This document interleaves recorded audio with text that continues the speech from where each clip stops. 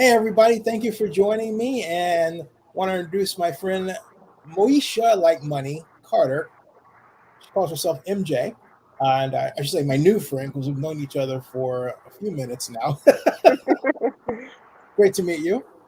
Great to meet you too. Yeah, and congratulations because even though the sheet I'm presenting for the 2022 City of Oakland election candidates reports your status is pending, you're proud to report that that's actually wrong. You actually got your signatures in, right? That's not what I am reporting today. Aha. Okay. Uh, I have some news around my signatures. The news is that I received a email from the Elections Commission indicating that my signatures are insufficient. oh, what is that? So, what does that mean with respect to your candidacy? That's a great question. I'm processing everything. Um, I started an exploratory committee 1 year ago and kind of went around and spoke with a lot of prominent people in Oakland who are respected in the community and asked, should I run for mayor? And most of them gave me, the thumbs up without naming any names. Um, and we're here today with insufficient signatures, and I kind of wanted to talk about why that transpired, and Okay. so I would like to share that. This is your platform. Definitely. Okay, Go sure. So ahead. what transpired is I received a call from the clerk's office on Friday the 12th, 8/12, at right before 2 p.m., indicating that I need to get all of my paperwork in by end of business day, which was 5 p.m. Um, I had an appointment that was pre-scheduled for Monday the 15th, which is today at 4 p.m. Um, so I was a little bit frazzled, as you can imagine, Yeah. because I wasn't prepared with all of my signatures. I had already started the process of, gathering my sponsors and getting those signatures. I had started the process of, filling out my paperwork. I had my candidate statement already prepared. I knew what photograph I was going to use, and everything of that nature was already prepared, thank goodness. So what I did was I was at work. I'm a teacher here in West Oakland. Yeah. Um, and I was at work and I just let my colleagues know that I just received notice that I have to file my paperwork today or it can jeopardize my candidacy. And so we got permission to leave work, myself and two other colleagues, and we went and collected signatures to finish out the remainder of the signatures needed, the minimum of 50. We ended up getting 52 signatures, including my own, Hmm. was the 52nd signature.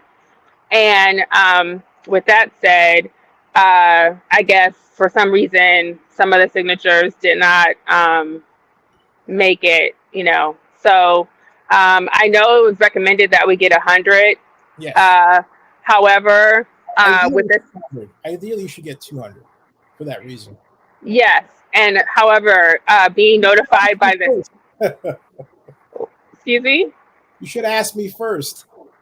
Well, the problem was is that I was notified before 2 o'clock that I needed to get the rest of my signature. So by the time 5 o'clock rolled around, we only had 51, and so I was like again, Oh, like I said, what I meant is that that's something that you do way early because you never want to, for the reasons you're experiencing, like the stress and all that.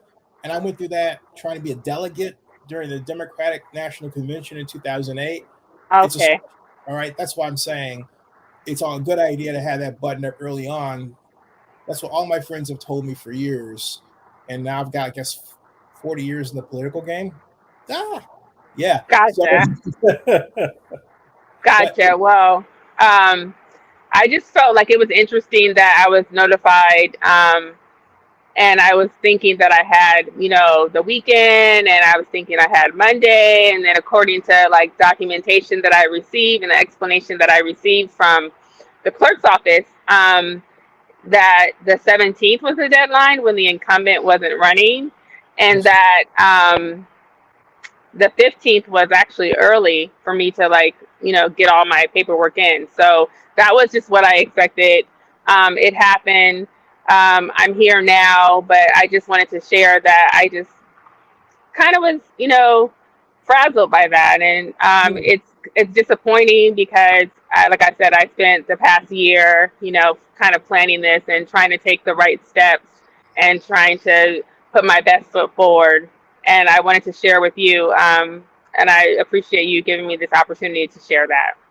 What have you learned during this journey running for mayor of Oakland? What have you learned about the city? I've learned a lot. I already was a reporter in Oakland since 2016, so I dug into like some of the issues around politics, the vaccination process, events happening in the city. So I kind of was aware of like the culture and some of the nuances. And I've worked as a teacher since 2020 in Oakland, tackling the tough issues that our kids face.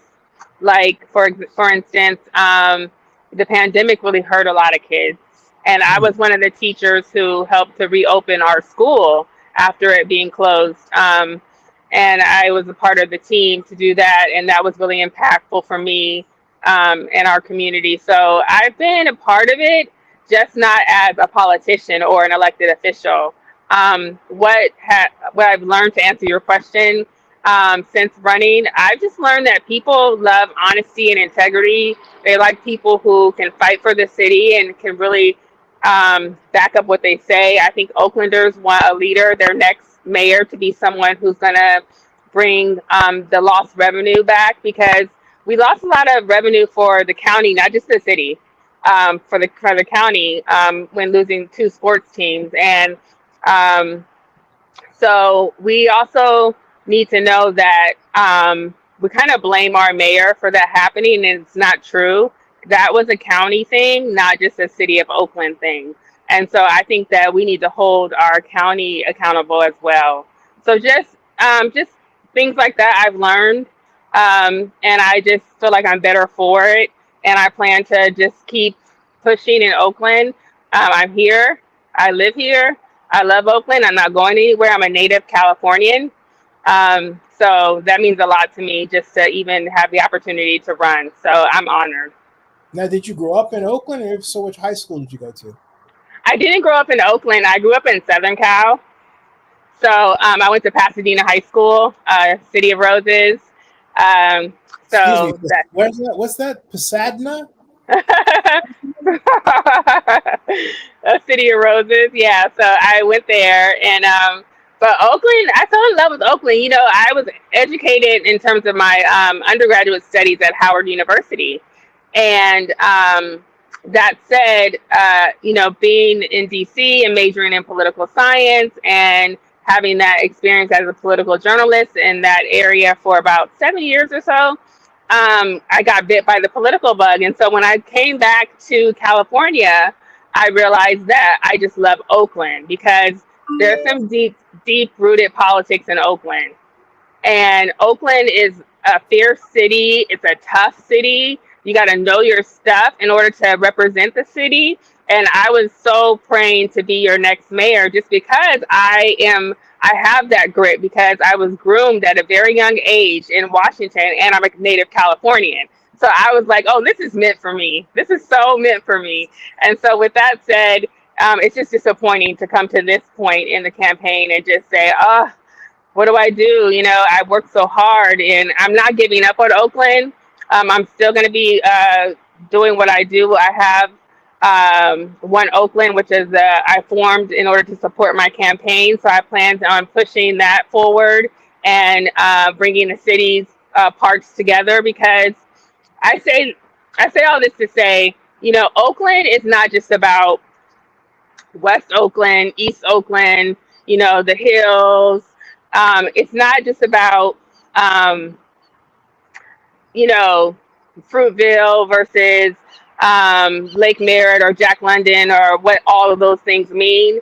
It's about Oakland. When we're reporting in the news nationally, they don't care about that.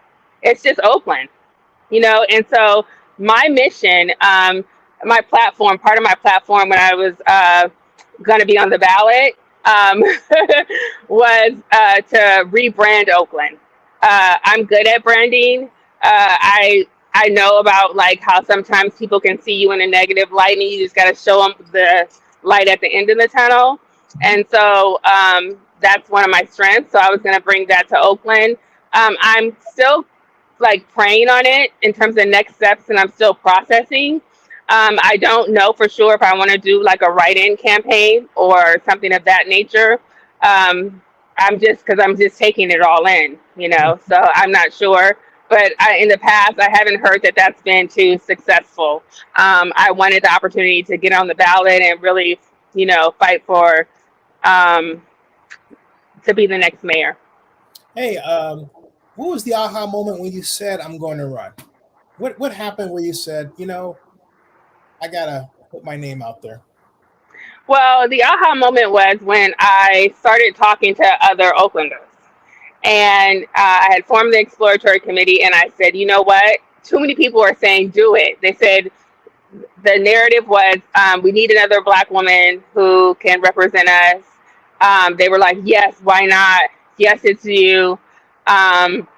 Go for it, MJ. Like no one said, except like one person was like, don't do it. And that person, I'm not going to reveal who that is, but that person said it was because they wouldn't wish it because Oakland politics is hard.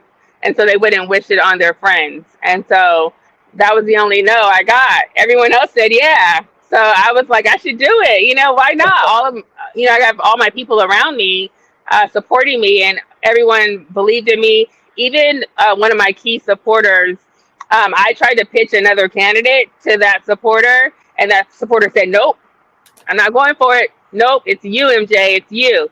And so that was also another incentive that made me like excited. Like, okay, so I'm sending you another, credible person who can actually probably do it, and you're still saying it's me?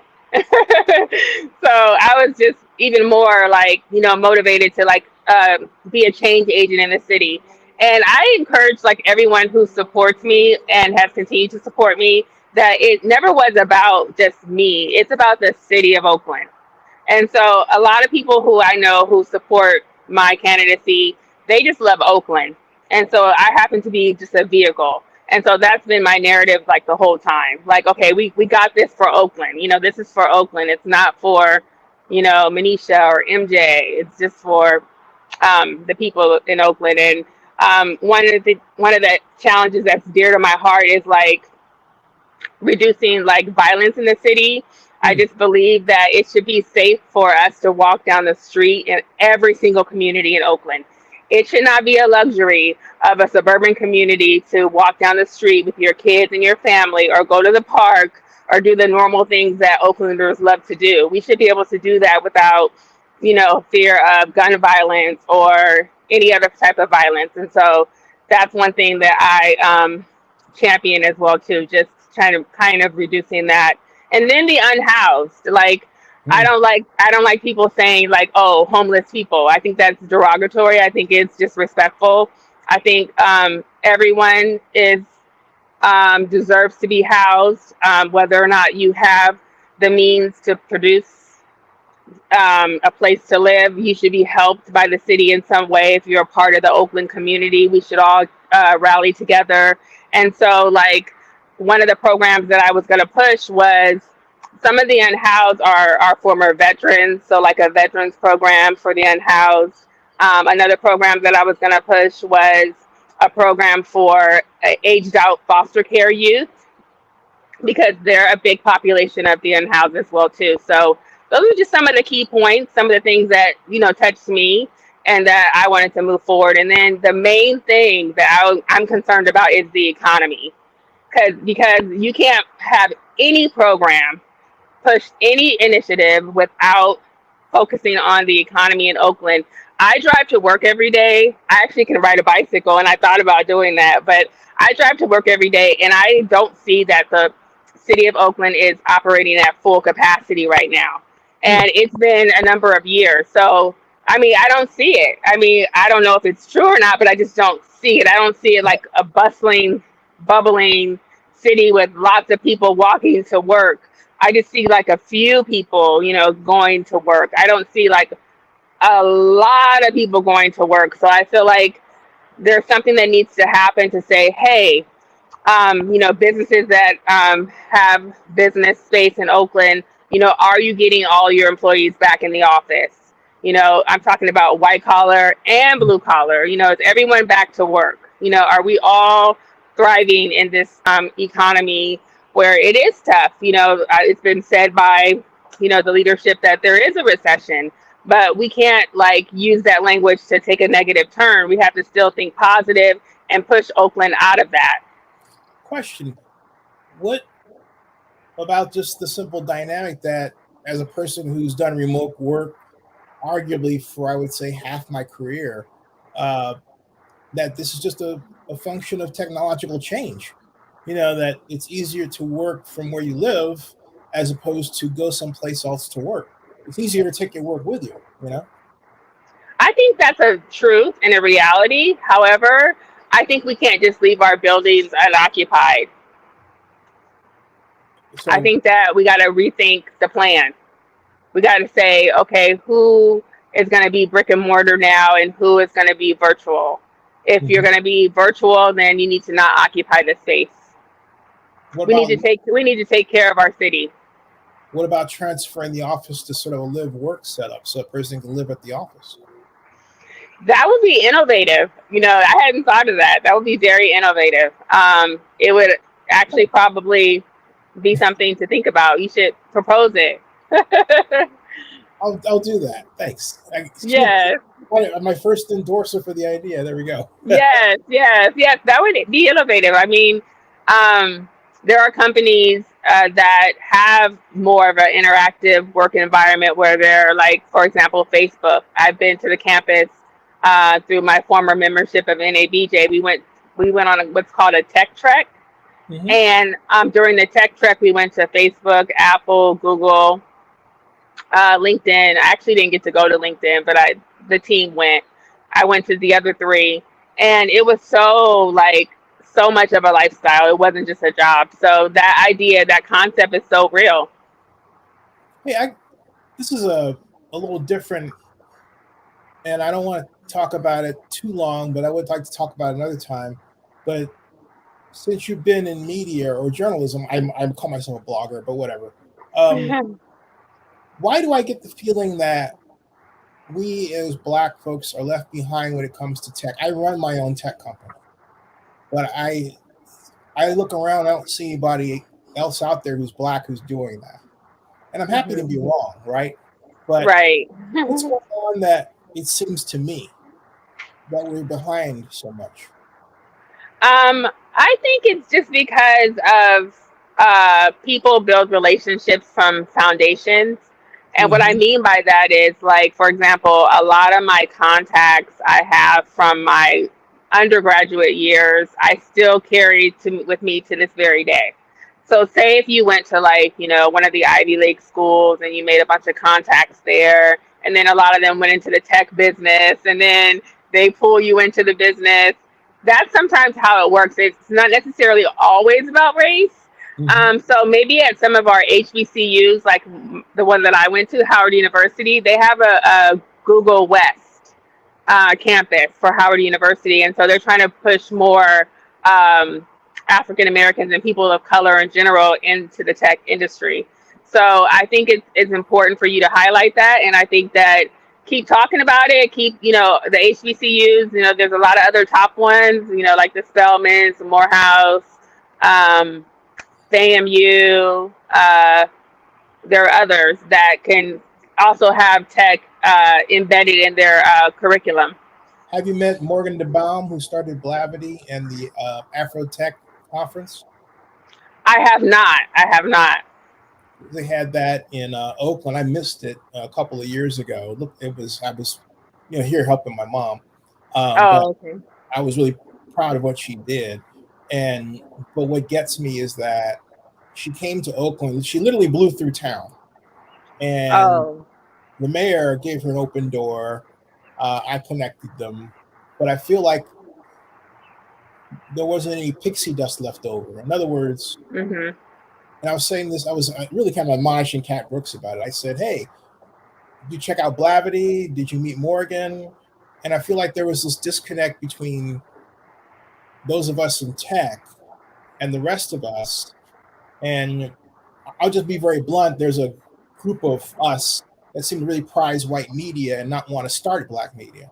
You know, Yeah. uh, I could talk a Oh, lot. I mean, speaking of black media, I was so disappointed about the Black News Channel. oh I don't know if well, you heard about that. uh, I know the guy that invested in it. Okay. Uh, Shad Khan, I see at the NFL owners meetings, and I know his son Tony. And Okay. that doesn't mean I've gotten money from them yet.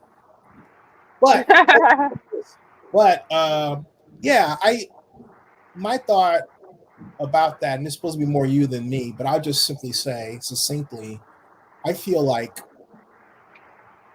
they tried to put an old media model together, and Mhm. an old media model is more expensive than a new media model. Like Sink Uger, who I've known since my early days with YouTube. I'm one of YouTube's first generation of partners. Yeah, he did it the Okay. right way. It was all internet based. The cost is low. My cost base is extremely low with Mhm. Zennie62. Um, and as I said to his son, I said, "Look, you give me 5 million, I turn it into 50 million." I don't feel that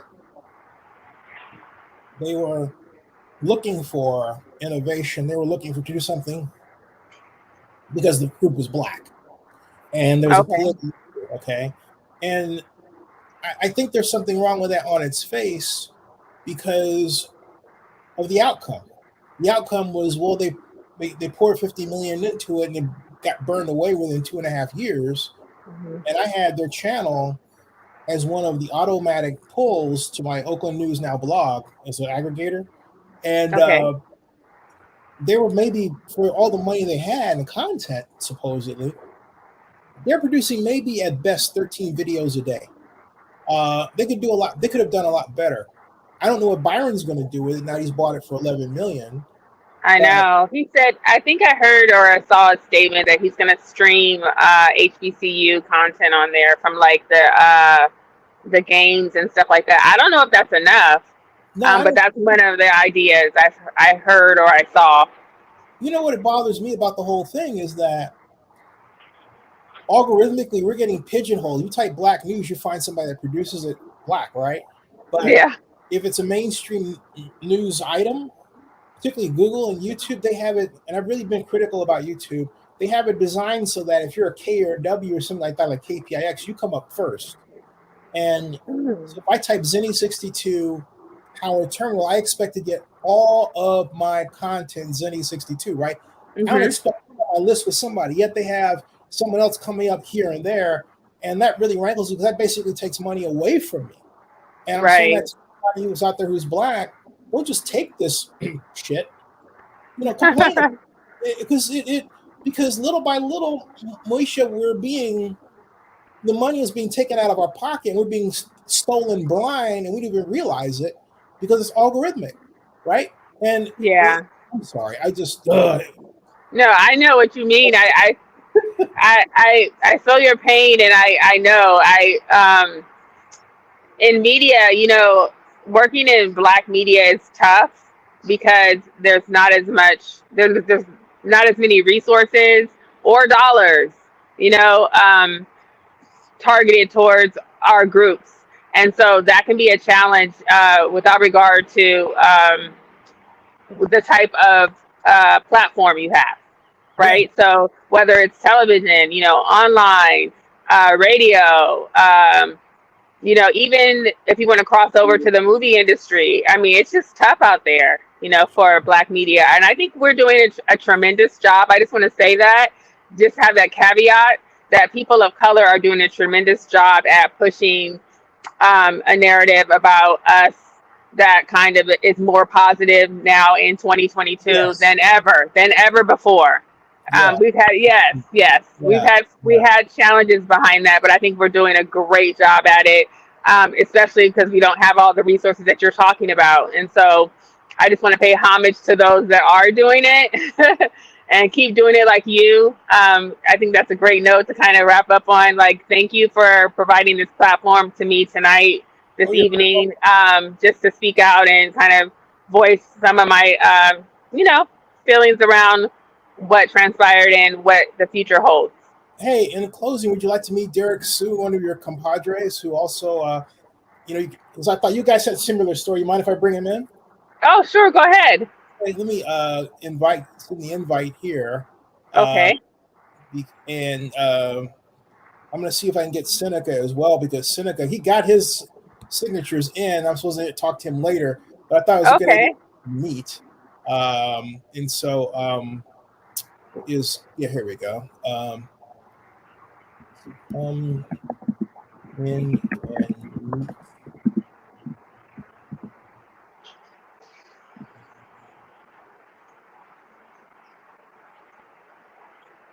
okay, all right. So and then let me see if I can do that with Seneca. Join us now. See if that works. Good job. I'm excited to meet them. Great people. I hope this little spontaneous thing works. Oh, hey, Derek. Hey, how are you? Great. Hey, Hi, Derek. It's Monesha. a pleasure to meet to Hi. Monesha MJ Carter, who also ran for mayor and had a little issue with the signatures, as it turned out. I thought that you could share with her your story too, and hey, maybe create a future where you all have a who wins this race, right? I mean, you're Yeah, young, right? absolutely. Yeah. Hey, Derek. So, and also, I'm still going to come back to you later, but your stories meshes. I didn't expect that to happen. So we talked a great deal. We're going to talk again some more because we have a lot to talk about regarding media. But I want to stick on Oakland politics. So back to that again. And Derek, what the hell happened, man? You know what? I Well, got almost 3 years. I got used to hearing. Derek is one of my vloggers, of which Moesha, you're welcome to join us. We'd love to have you. Um, Oh, thank yeah, you for the invitation. I appreciate that. you got it. You got it. But Derek would always say, "Hi, I'm Derek Sue, your 2022 Oakland Mayoral candidate." I So, love it. I love it. right? How'd I do, Derek? that was really good. That was close, and that's how I started my blogs. Yeah, Uh, yeah. I'm Derek Sue, and I'm your 2022 Oakland mayoral candidate. That was my Nice. opening line for the I last like 3 it. years. Yeah, and 3 years? 3 years. 3 years. Derek, Mhm. what the heck happened, man? We talked about off camera, but what happened? Well, a lot of it is my um, amateur background in politics. I'm not a politician. I'm a community advocate. And so I'm not used to the pretty political talk that often gets mentioned and spoken, whereas I'm more of a direct person, and I'll tell you like it is. I'm not sugarcoat anything, even if it's a bad news. I much rather give you the bad news rather than sugarcoat something to make it sound acceptable. And uh, my problem started shortly after I uh, registered September 5th of what was that, 2019, for becoming Oakland mayor. Shortly after that, they were telling me that they would email me all the different updates and um, mailings, changes, everything that was needed. Well, yet um, I would ask questions. I would email questions back to the ethics commission, the city clerk's office, and get no response. And then that set up what I already suspected would be some real dirty politics. And one of the things that I found out over the weekend, especially talking with other candidates like Peter Liu, Alyssa Victory, they also were having the exact same problems that I was having. But yet, the front runners, Lauren Taylor, Trevor Reed, Jane Tao, have no email issues. The And council, the council people. So that's showing some bias right there, where certain people have no email issues, whereas those of us who are lesser known, and then they would verify my email account and said, "Is there any other account?" I said, "This is the only email account that I've used for 30 years, and you are the only ones that have a problem getting mail to me." And so uh, when I called to ask about my nomination package, because they said that they had sent out an email about picking them up. Well, no, I got a phone call. It was the second phone call from the clerk's office telling me to come pick up my paperwork. And so I did that. And again, I reiterated with the city clerk, Crystal, down there, and said that I was having problems. She verified the email. She said, "Well, this is where we're sending it out to." Well, if that's where you're sending it to, you're the only ones that it's not being delivered to a 30-year-old email account. And so there's always has been issues with the email from day one. And then the other day, hold on. Okay, dogs that dog after somebody. When you actually live homeless, a big angry dog is essential at keeping the predators away, and that goes for the little four-legged ones too, along with the bigger two-legged ones. But it's been an ordeal getting information, getting updates from the city clerk's office, and yet, and I asked the candidates like myself who are lesser known and not front runners, and it appears that every one of us have that same issue. Every one of us. Well, Monesha, go ahead. Yeah, I didn't have a problem receiving electronic communication from the clerk's office. I did have a little bit of a challenge receiving a phone call from the Ethics Commission because I emailed them about having a conversation, and I didn't get a phone call ever. So that was my only thing. But other than that, I did receive all of the emails from the clerk's office. They did communicate with me, except in the instance of, like I mentioned to Zenny, that my appointment was for Monday the 15th, which is today. And my understanding from the explanation and also the documentation was that I had until the 17th. So I made my appointment for the 15th, thinking I was okay. And Zenny graciously told me that in politics, you need to get your signatures way early. You got to be in on time, and you got to have everything in your ducks in a row. And if you don't, then it could be a problem either way. And so, I've kind of made peace with that. I would encourage you to also find your peace in your way because everyone's had a different experience and a different feeling. But I'm really proud of you, I want to tell you, because I know your situation that you just expressed to me. And I'm really proud of you working hard and running for mayor. It takes a lot of courage, takes a lot of strength of character to actually embark upon that journey. I know because I did it. So you're here too. Yeah, you're here too. Monesha for taking the plunge. My only thing is you got started late, and I think you should have started last year. And that, I mean, here's the good news. You're not the first person to have done that. Also, Ignacio started late, so he's rushing to catch up. On the other hand, if you're running for council, look at Harold Lowe. Harold ran on what I call CP time. Now, for those of you who don't know what that means, it means colored people's time, because we're known historically for being late, even though that there have been generations of us who have fought to just fight off that moniker. But even if you have like Yeah, my parents taught me that on time is late. right, On time is late. on time is late, right?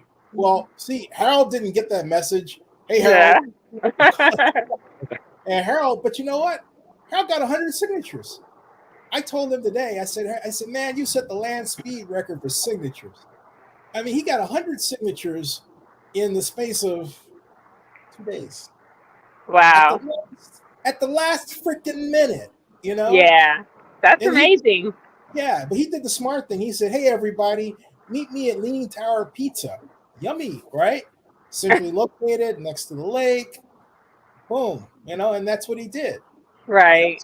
And so now he's in a battle with Nikki Bass, who I didn't realize was as disliked as it turns out she is. Why is that? Derek, you want to take that? Yeah. One of the things that really turned a lot of folks against Nikki is when she voted to pass the EMP. She was one of the council members who agreed with our hog committee that it was unconstitutional. And then when she voted for it, all of us turned against her. And that was a lot of Oakland supporters that support us at our hog meetings and our hog forum. Hey, can you tell Monesha about that and others who may not know about it so much? Yes. Which one? What Nikki did not do the legislation. One of the things that Nikki worked on that was really detrimental, and it was supposed to be a really good model that I introduced at a hog meeting, and it was through an Emerald Village model. And hog is an acronym. Yeah, is a Homeless Advocacy Working Group. And the group consists of Oakland residents, Oakland businesses, Oakland attorneys, and officials from the city of Oakland administrator's office. And at one time, we used to have Libby Schaff show up once every 6 weeks until she decided that she didn't want to anymore. And so it was a forum that we have twice a month that allows the public to weigh in on the homeless issues, affordable housing issues, and at that time we were fighting Lauren Taylor on the EMP. He was the author with Libby Schaff on the disastrous EMP that never got actually employed here in Oakland.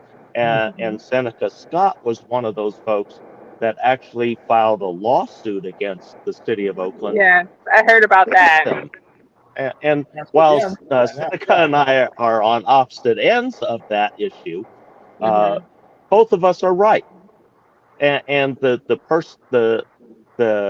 legislative body was wrong when they passed this EMP that violated quite a few constitutional rights of Oakland residents that became homeless. Name what rights in particular. Okay, first one is First Amendment.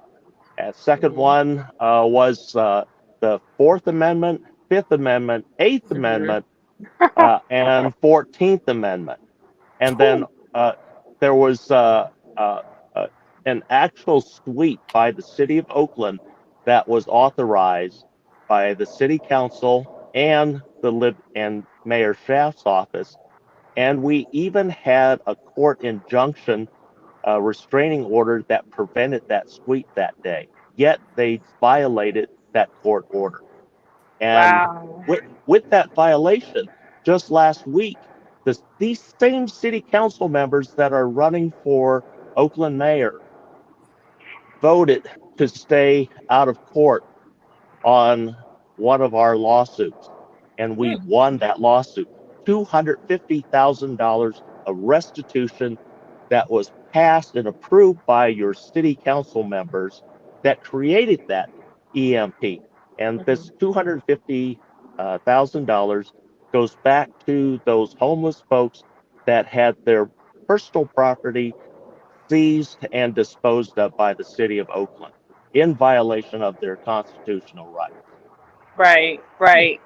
Thank you for that briefing on that. You know, I the issue with our unhoused in Oakland is something that's dear to my heart, because I just feel like it's an American issue. It's not just an Oakland issue. In Right. America, there's a huge homeless population, right? And they call it homeless. Well, we need to change the narrative. It's unhoused in America. So that's the first step. The second step is like, how do we like bring accountability to the country for what's happening in Oakland? That was one of the things I wanted to do as mayor of Oakland, to say, hey, let's knock on the door in Washington and say, hey, there's a homeless problem in so many cities across America, including Oakland. We're going to rally other cities together and come back to you to come help us save our city. Mm-hmm. So just to let you know, that's something that I was very passionate about. I actually had it in the beginning as my number one campaign issue, but I had to change it and put the economy on top, because I said, well, if the economy is on top, then everything else is taken care of.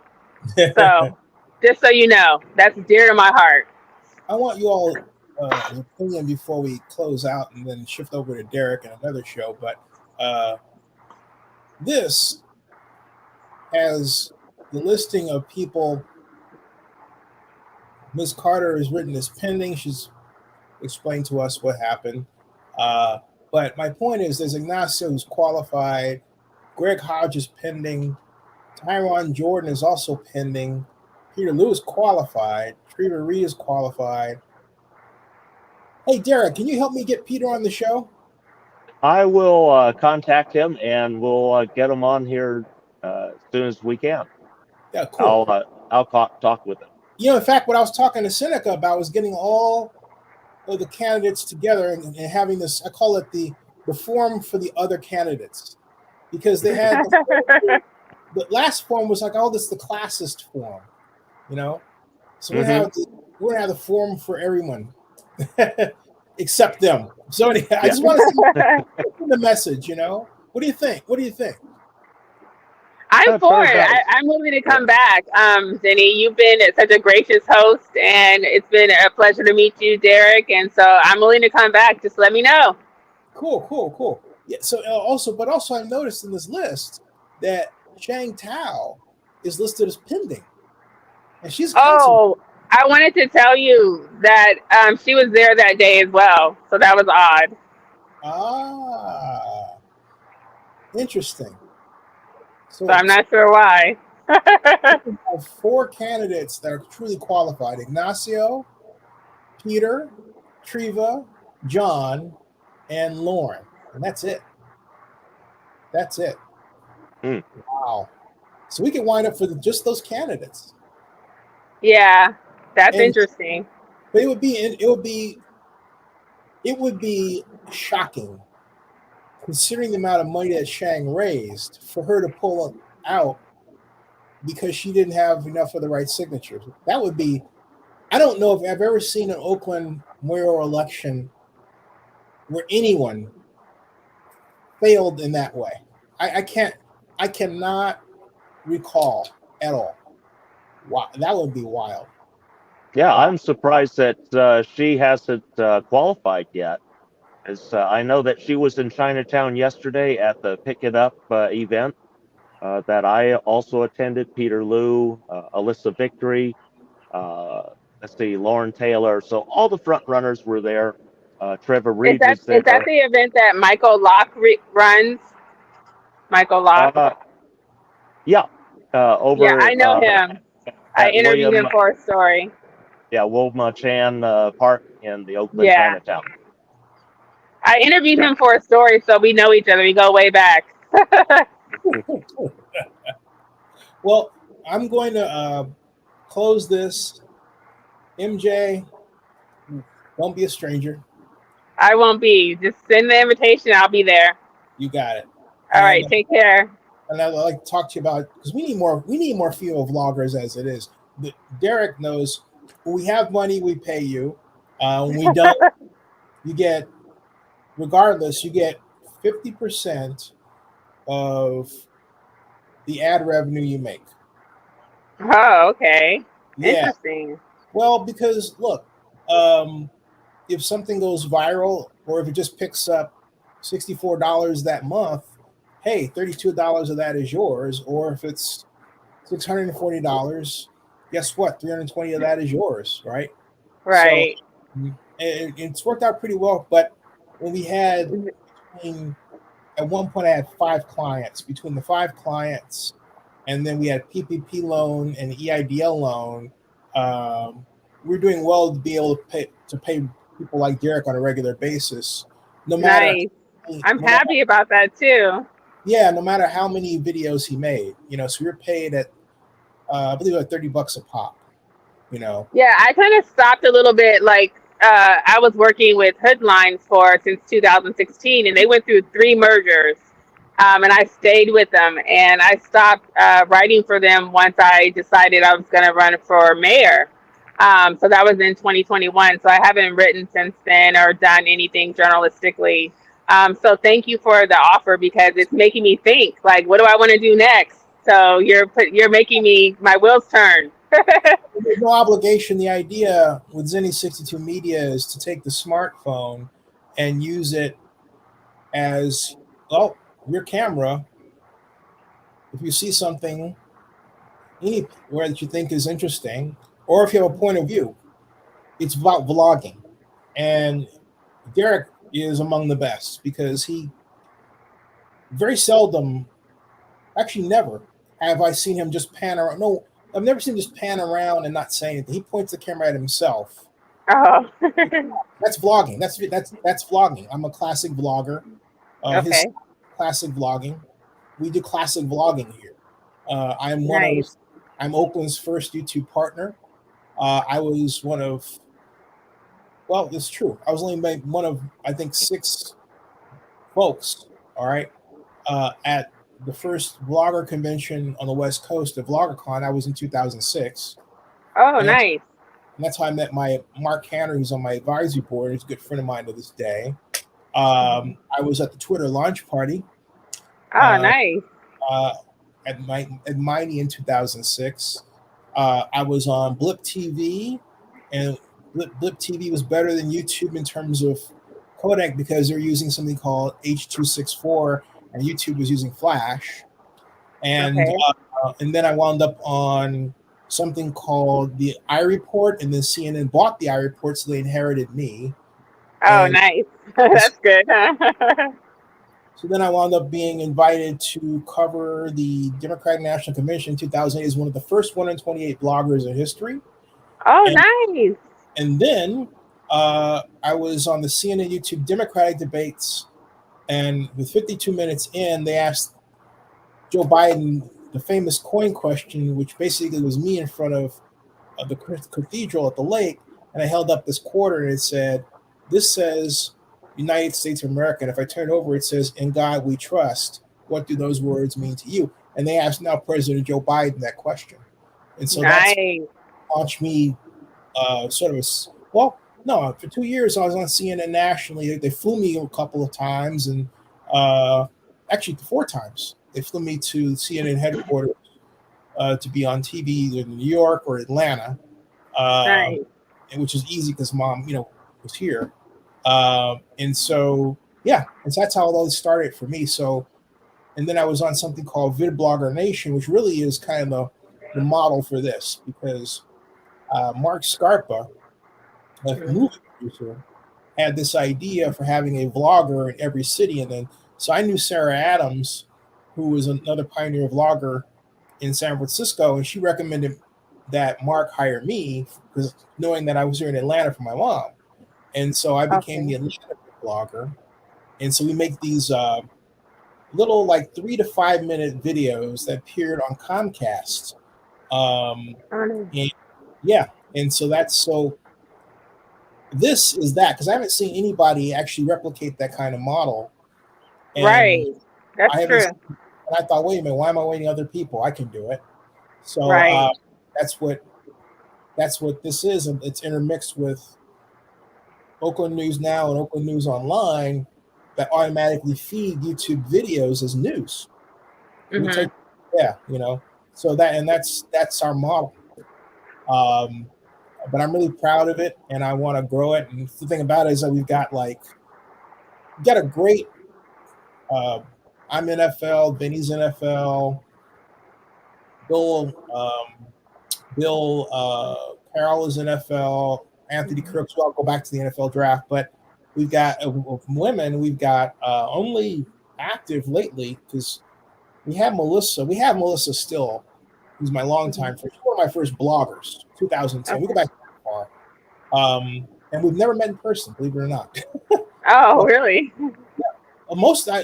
Nikki Rainey was my pioneer bloggers turned vlogger, and she's in the Atlanta area with her now husband. I've still never met her in person. She started with me when she was at the New England School of Journalism and had found me because she was making a criticism about something that I wrote in my SF Gate blog, and I said, well, hey, would you like to join us? Well, sure. So I've got a family here, and one day, before I die, I hope I'll be able to get everybody together in one city, and we can get to know each other, over a fantastic dinner and entertainment and everything. But I'm on the cusp of getting this right in terms of introducing the show, because we were on from 2009 to 2011. We were on Colors TV. I had a show called The Blog Report with Zennie62 Media, which was a 30-minute show around YouTube videos that we made. And I showed my videos from the inauguration of the first Black president of the United States, and produced one of my personal favorite segments I've ever produced anywhere. And, we could keep doing that. I think I'm starting to think about this. I'm getting misty-eyed because I'm thinking about. No. It's good because I'm at a point where I really need to focus this because we haven't been without a client, long. And now right now I'm without one, and I'm thinking, how do we do this? And part of me is saying, I've got what we're doing here, and I really need to tighten it up. So then I need to go out and get a sponsor, and even if it's overseas or something, because we're C Corp. Hey, Derek, did you get your letter, by the way? I don't want to, that's personal, but I'll talk to you off camera about it. It's a good letter. Did you get your email about that, though? Okay, I'll talk to you. It's about I get a lot of emails. It's about a change. It's about a change you'll love. Trust me. All right. So what I'm going to do is this. We're going to break here, and we're going to pick up with Derek and talk more about the election. Okay. MJ, better for making your acquaintance. I'm glad you've stopped our way. Yes, thank you. I'm rooting for you. But thank you. What council district do you live in? District 3. Are you going to run against Mayoral 5? Are you going to run against? Yeah. No plans of that. Hey, what do you think about Howard Terminal before we close? Oh, good question. Yeah, I listened to the vote that night, and I heard when 5 people voted for it to not be on the ballot, and then 2 people voted for it to be on the ballot, and 1 person abstained. I remember those numbers. And I was like, okay, so is this a political vote, or is this like a vote to protect Oakland and to keep the A's here? And so I don't know I listened to your vlog about the council members and questioning whether they're fit to, lead the city if they're not leading in their districts in the way they need to be. I thought that was very wise of you to say that because it may push them to do more for the city. Because again, like I mentioned, I'm about Oakland. Yeah. I'm not about MJ. I'm about Oakland. So now that it may be one of them or another candidate, I just want to see the best person in the role, if not me. The best person, next best person in the role to lead the city of Oakland. So I'm glad you gave them that push, and hopefully they hear the call and they answer it. And if they don't, the heck with them. I'm gonna boot them out of here. Yeah. Well, yeah. So connect with me later, Zennie. I would love to talk more about, how I can support you. I'm here. Like I said, I listened to your blog. I think it's amazing what you do. And Derek, nice to meet you. And I won't hold you guys any longer. We're not holding us. We're holding you. You make us look better. So Oh. All right. Well, we're going to close this one. If you want to catch Derek and I, Derek, we're going to close this and shift over. Okay, Derek? Okay, cool. Hey, everybody. Hey, thank you. And please subscribe to Zennie62 on YouTube and bookmark OaklandNewsNowBlog.com and OaklandNewsOnline.com too. Check that out. That ends this broadcast, folks. You can stick around in the background, but I'm in the